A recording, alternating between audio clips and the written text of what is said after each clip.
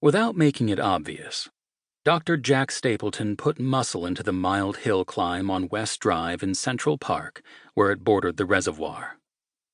It had given him a bit of satisfaction to overtake and pass a small, tight covey of younger, serious cyclists on their imported road bikes, all of them clad in skin-tight fancy duds, emblazoned with all sorts of European product endorsements, and wearing clip-in, expensive bike shoes. He, of course, was on his relatively new U.S.-made Trek bike that was every bit as fancy as the others, but his dress was far different. He was wearing his usual brown, wide-wale corduroy jacket, blue jeans, and an indigo chambray shirt with a dark green knit tie. Instead of bike shoes, he had on Nike kicks. His only concession to the 45-degree weather were gloves and a scarf.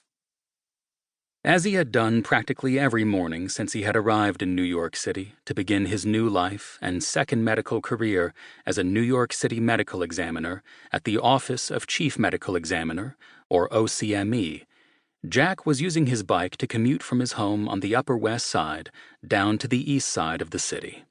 It was a far different mode of transportation than when he'd been a conservative Midwestern ophthalmologist. Back then, he drove a Mercedes to his office every day, attired in a Glen plaid suit with carefully polished shoes. The current pace-setter of the group of well-heeled cyclists responded just as Jack envisioned.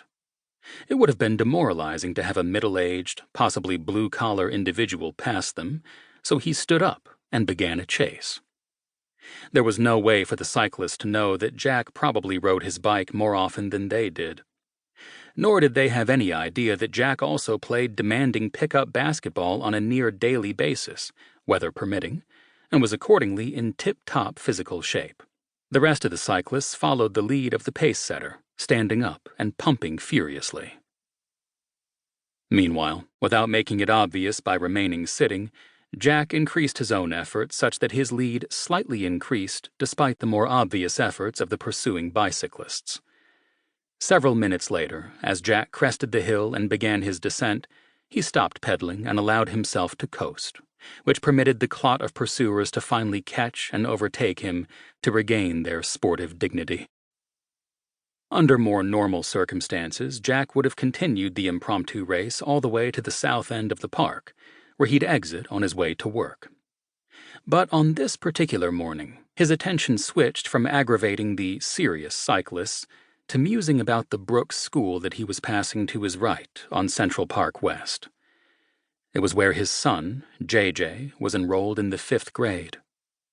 As if it were yesterday, and with understandable chagrin, Jack could remember his disastrous visit there 2 years earlier, when Laurie, his wife, asked him to go to talk to the school authorities in her stead about their concern that JJ needed to take Adderall for ADHD after JJ had gotten into a few tussles on the playground. What made Jack an inappropriate substitute for Laurie was that he was absolutely convinced there was nothing atypical with JJ.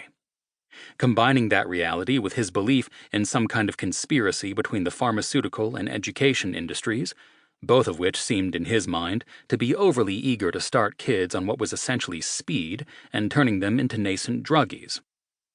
Unfortunately, Jack had made sure that the Brooks school knew exactly how strongly he felt. As a result, he had succeeded in alienating the school authorities, who threatened to expel JJ. Ultimately, Jack had agreed, along with Laurie's insistence, to have JJ at least evaluated by a psychiatrist, who agreed with the diagnosis, but luckily by that time it no longer mattered.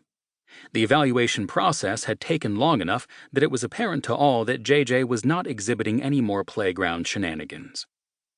As a result, the school's insistence on medication fell by the wayside. That was until last week, when JJ had had another fight during recess.